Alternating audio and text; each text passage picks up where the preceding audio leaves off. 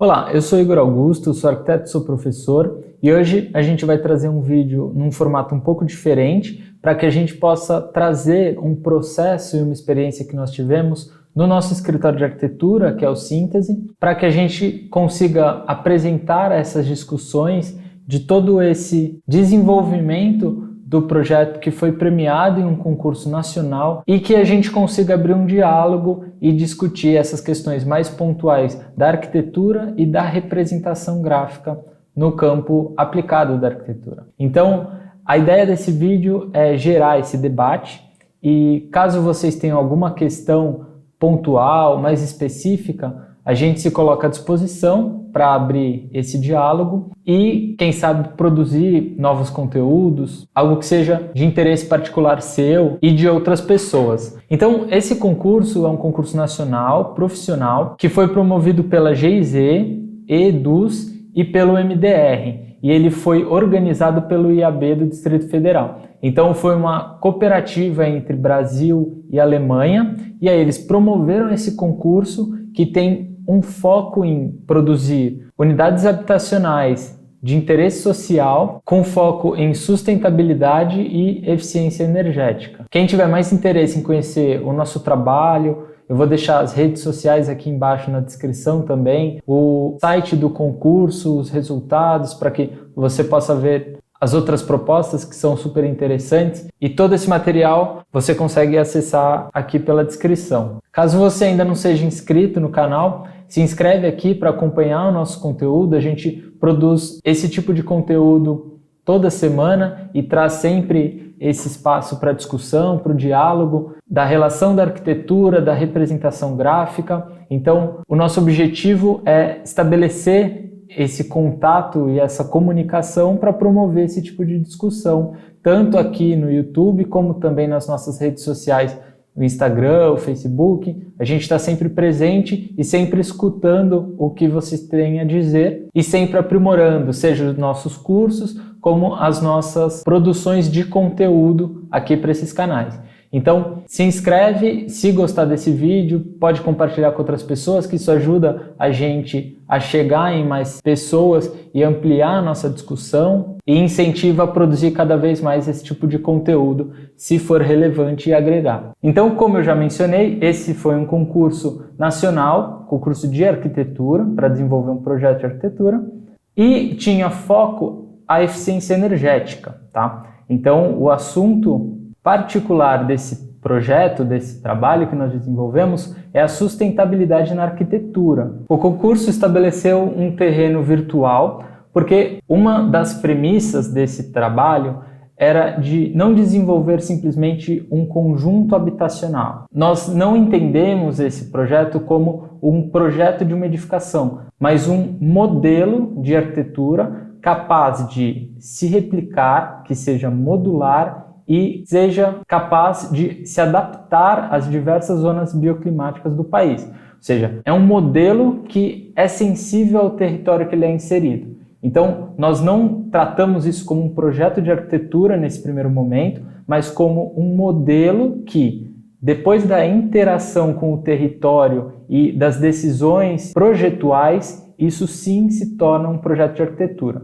Mas, sob essa perspectiva, a primeira questão que nos parece importante de abordar é a questão da modularidade. Então, nós trabalhamos com módulos de 1,20 por 1,20 para compor as 3 tipologias habitacionais, que era uma solicitação do edital.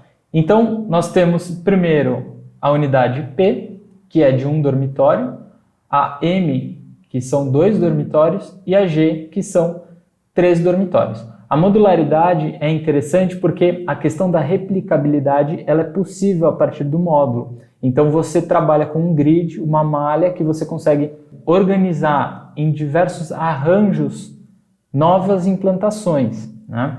Então a ideia é que uma unidade M combinada com uma unidade M formando um bloco tem as mesmas dimensões que uma unidade P e uma unidade G. Isso facilita o arranjo desses blocos e dá certa liberdade na hora de implantar, tendo em vista que nós estamos desenvolvendo o projeto de um modelo que será replicado. Então, quanto mais simples e maior a possibilidade de arranjos, melhor. Então, a partir do módulo que a gente estabeleceu, então aqueles bloquinhos, nós desenvolvemos um modelo físico e a partir da combinação de duas unidades, a gente poderia testar diversas composições distintas, sempre observando a questão dos fluxos e a questão da insolação. Com isso, nós testamos exaustivamente uma série de possibilidades de configurações, tá? Buscando compreender quais são as potencialidades e os problemas de cada uma dessas configurações. Então, não é simplesmente fazer um desenho e ele está resolvido. Na realidade, a gente gosta de testar a exaustão todas essas possibilidades para que se esgote essas alternativas e a gente tenha um olhar mais crítico sobre todas essas hipóteses. Então, isso são alguns dos desenhos que a gente realizou para que a gente tivesse esse exercício e testasse a relação do terreno com a volumetria de cada conjunto. E aí o desenho das unidades ele foi avançando, a gente foi refinando. Reparem que a primeira imagem que eu mostrei das unidades era um diagrama absolutamente abstrato e que agora ele avançou para um desenho mais próximo da arquitetura, ainda preliminar, mas o desenho da unidade em si avançava junto com o desenho da implantação. Então era uma coisa conjunta que ia sempre aprimorando um pouco o desenho das unidades e um pouco a implantação, e isso foi caminhando junto. Então reparem que aqui a gente tem duas possibilidades de um dormitório, esse aqui é o de 2 dormitórios e esse de 3, tá? Agora, voltando nas possibilidades de implantação, nós escolhemos essas 3 possibilidades, esses 3 arranjos, para que a gente avançasse na discussão. Por fim, nós selecionamos esse último aqui para que a gente desenvolvesse o projeto a partir dele. Ele tem algumas questões que são mais interessantes e, portanto, nós selecionamos ele por conta dessas questões e deixamos os outros de lado, mas ainda como possibilidades de composição em outros momentos. A ideia, o conceito dessa implantação é a seguinte. Primeiro a gente tem essa morfologia. Esse projeto é em uma quadra inteira, então nós quisemos ter um aproveitamento grande dessa área e a partir desse cinturão que cria uma área generosa urbana e um espaço de convívio interno que parece muito interessante, nós optamos por essa organização e para que isso não bloqueasse a permeabilidade da quadra, então esse fluxo infraquadra, nós abrimos esse monolito em diversos fragmentos de edificação, que permite não só esse fluxo por dentro da quadra, mas também permite ventilação, o que é muito importante quando se fala de estratégias passivas de sustentabilidade na arquitetura, e também um afastamento entre unidades cria uma certa intimidade entre os blocos, então essa composição nos pareceu muito mais apropriada. E para que esse miolo não fique muito extenso e vire um espaço genericamente público, nós criamos esses 2 blocos que fazem uma espécie de mediação entre público e privado e criam alguns espaços um pouco mais controlados e com um caráter de uso semipúblico. Essa ideia de vizinhança nos pareceu bastante apropriada e interessante, portanto, nós tomamos essa decisão por essa razão. Vale ressaltar que aqui nós criamos uma via com um fluxo um pouco mais intenso. Então, esses edifícios protegem de alguma maneira esse fluxo desses 2 espaços. E por fim, a fachada ativa vem com um elemento também super importante que de fato constitui cidade, porque as cidades não são feitas apenas de habitações, então nós entendemos que é uma necessidade que esse conjunto seja de uso misto e não apenas habitacional. Essas áreas podem servir tanto para comércio e serviço, mas também como equipamentos de uso coletivo, de usos condominiais, que de acordo com a condição de implantação, você pode flexibilizar esse uso e determinar o uso mais apropriado para aquela situação. Por isso que a ideia do módulo também é muito importante nessa lógica de projeto, porque é necessário prever as mais distintas configurações de situação urbana. Então, para esse concurso, nós estabelecemos essas duas pontas com esses usos, mas que isso pode ser posto em outros pontos também. Aqui a gente tem um diagrama agora com o conjunto já implantado, com o desenho mais elaborado da arquitetura, e nele tem alguns pontos importantes de ressaltar. A questão da ventilação, então, os edifícios não configuram barreiras entre si. Existe a possibilidade dessa ventilação que transpassa pelos edifícios. Você consegue acessar esse miolo de quadra por diversos pontos da calçada, ou seja, o edifício, o conjunto não vira uma barreira urbana. Para nós é muito interessante que se tenha essa possibilidade de permear dentro desse espaço. E dentro disso nós temos equipamentos, temos playgrounds, então tem uma série de equipamentos internos que, ao implantar o conjunto, você leva a infraestrutura urbana, infraestrutura da própria cidade de uso coletivo. Então, é muito inteligente pensar em uma situação onde você doa esses equipamentos para a cidade, ao invés de criar uma quadra inteira fechada e não permitir o aproveitamento comum dessa infraestrutura. Um outro ponto importante é que para esse projeto nós não trabalhamos com nenhum tipo de fechamento que se configure enquanto barreira. Então, o desenho de piso, ele faz toda a mediação do que é público, semipúblico e privado. A partir do desenho da arquitetura, a gente resolve essa questão dos acessos, dos fluxos e de um controle, em alguns casos, um pouco mais rigoroso do que em outros. Aqui a gente tem essa composição de uma das fachadas do edifício. Um aspecto importante é a questão da arborização, que tem um peso relevante, um peso significativo nesse trabalho, e isso ajuda a criar um microclima nesse conjunto de áreas que são mais frescas, sombreadas, que tem uma qualidade de vida melhor, não só para o espaço urbano que ele está inserido, mas também nas próprias unidades habitacionais. Então isso funciona como uma estratégia conjunta das estratégias projetuais. Essa é a planta, então reparem que esse térreo ele é bastante permeável, tanto nessas duas pontas como nesse eixo. Tá? As vagas de estacionamento são concentradas nesse espaço, que é abaixo de um edifício, e nesse espaço, também abaixo de um edifício, está sob pilotis. Então, é um outro tipo de sistema construtivo que permite a adaptação do edifício ao solo. Então, aqui a gente tinha um terreno inclinado nesse sentido, e esse sistema construtivo permite que se tenha uma pouca movimentação de terra para que receba toda essa estrutura.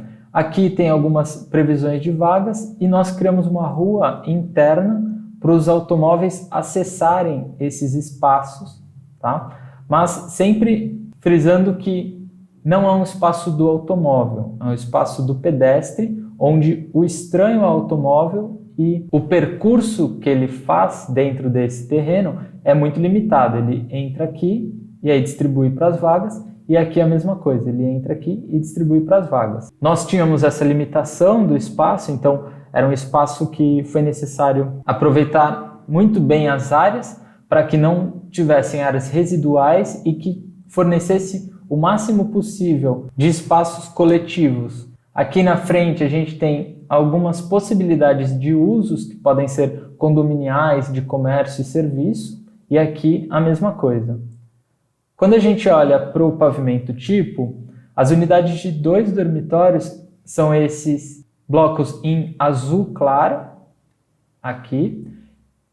A de um dormitório, esse azul mais escuro.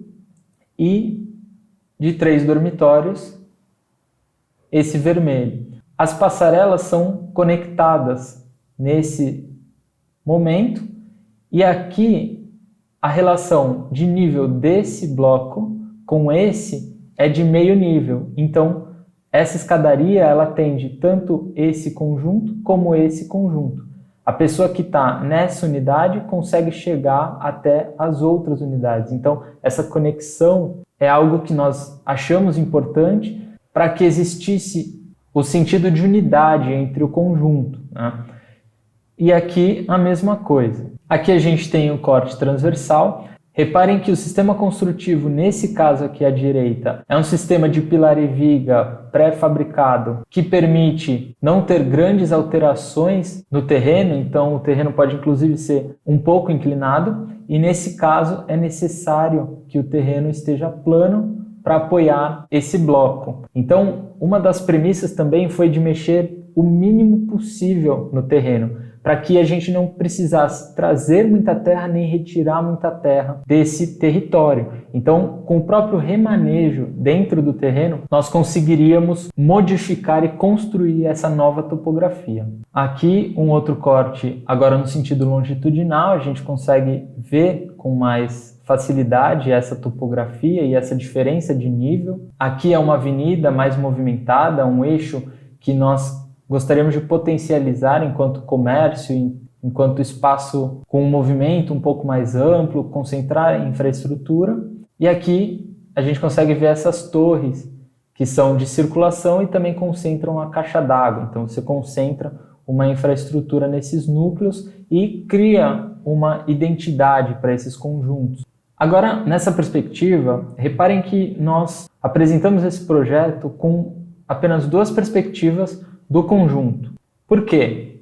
Nós agora, enquanto curso de arquitetura e também enquanto escritório, nós achamos fundamental não banalizar a potência da imagem, ou seja, a imagem ela precisa ser a síntese da ideia. Assim como o corte, assim como os outros desenhos, também é importante que sejam a síntese de um raciocínio, de uma ideia. Nós tentamos reduzir ao máximo para que a gente não fique mostrando imagens repetitivas que não comuniquem mais tanta coisa além do que já foi dito. Ou seja, essa é uma imagem que passa a atmosfera desse espaço interno que a gente gostaria de construir. Reparem que o protagonista dessa imagem não é o edifício, não é o conjunto, mas um espaço de convívio, um espaço de permanência urbano, público, com arborização, com mobiliário, com pessoas. Então, uma das imagens que a gente apresenta o conjunto não é para apresentar o conjunto, mas sim essa atmosfera interna que a gente pretende com essas ações. E a representação gráfica ela é fundamental para que passe clareza nas intenções de projeto. Por isso, a gente dá muito valor para a representação gráfica em arquitetura. E aqui a gente tem um corte perspectivado que ele mostra alguns aspectos importantes das decisões de projeto. Primeiro é essa questão da ventilação cruzada. Isso é uma estratégia de projeto que traz uma qualidade muito interessante para os espaços onde você permite essa ventilação constante e que ajuda a resfriar as unidades. Isso também funciona em conjunto com aquele diagrama mais amplo que eu mostrei, onde os edifícios do conjunto não formam barreiras entre si. Recuar a esquadria faz com que você crie essa área de sombreamento que a própria laje possibilita e os raios do sol não batem direto dentro da unidade. Então você também ajuda a controlar e tem um desempenho e um conforto térmico melhor dentro da sua unidade. Além dessas questões, esse corte perspectivado também mostra questões construtivas do edifício. Então, a gente consegue observar que o sistema estrutural desse conjunto é feito por essas placas de concreto nervurado, que apoiam nessas lajes treliçadas, tá? E nessa interface com o estacionamento é um outro tipo de sistema estrutural, que é o sistema convencional de pilar e vigas, pré-fabricados também, e depois essa carga é distribuída para a fundação. Aqui a gente tem alguns elementos vazados que criam um controle físico, um controle visual, e reparem que o piso de toda a quadra, praticamente, ele é permeável, ele tem algum grau de permeabilidade. Então aqui na área de estacionamento, nós trabalhamos com concregrama e aqui um piso drenante, que é onde os pedestres caminham. Essa questão de não impermeabilizar o solo também é um aspecto importante para que a implantação desse edifício não vire um grande problema de drenagem urbana para esse lugar. Aqui em cima a gente trabalhou com um sistema de boiler e também de painéis fotovoltaicos,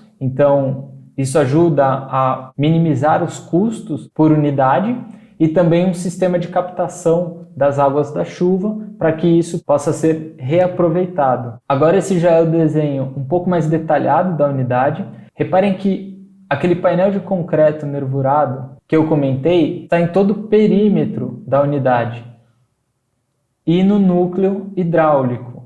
Tá? Os outros fechamentos são com gesso acartonado, ou seja, é possível modificar o espaço, com exceção desse perímetro, mas o miolo você tem uma flexibilidade. Aqui a gente tem a unidade PMR. Reparem que é a mesma unidade que tem a capacidade de se adaptar para diferentes usos, inclusive para pessoas com mobilidade reduzida.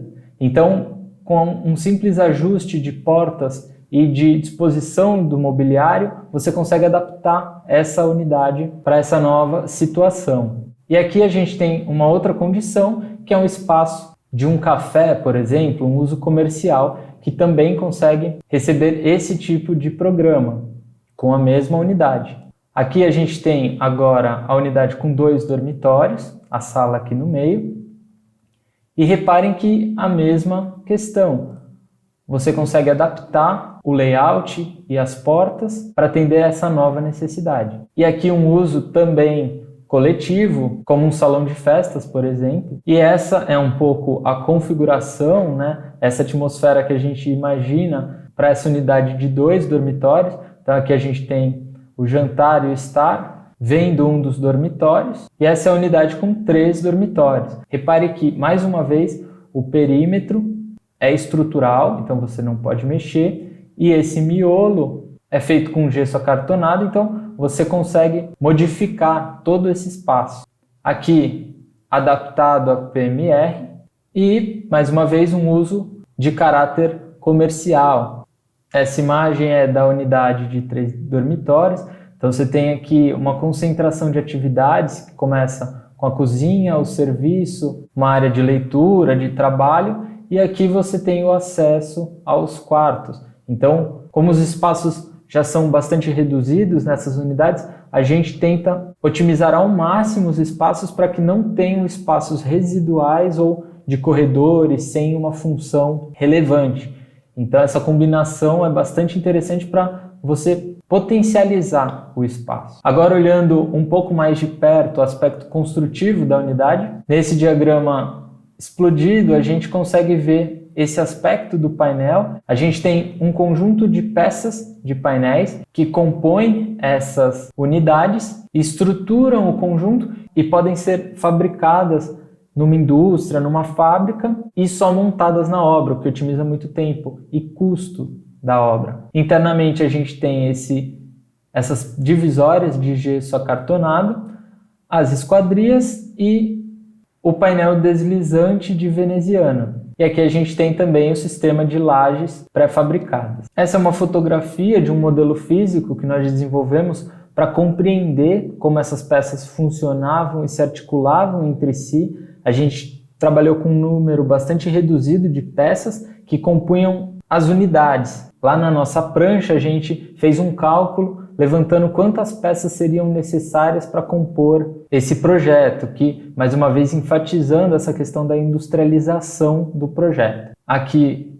uma outra fotografia desses painéis, e isso conformava a unidade. Alguns módulos que sempre se repetiam em determinados casos. E aí, por fim, essa última perspectiva do conjunto, que mostra a composição do conjunto, essa relação com o contexto urbano, as pessoas se apropriando dos espaços, os mobiliários, então todo esse contexto de cidade em funcionamento. Então esse foi o nosso processo de desenvolvimento desse projeto no concurso. Espero que tenha contribuído com as suas discussões e que esse conteúdo tenha agregado. Se tiver mais alguma dúvida, alguma questão, se quiser que a gente se aprofunde um pouco mais em questões de concurso, de representação, alguma peça gráfica específica, deixa aqui nos comentários que aí a gente mantém esse diálogo e consegue produzir conteúdos que sejam relevantes para você. Mais uma vez, se você não é inscrito e esse conteúdo faz sentido para você, se inscreva, deixa a sua curtida, que isso ajuda a ampliar a nossa discussão aqui, chegar em mais pessoas e também agregar para mais pessoas. Até a próxima!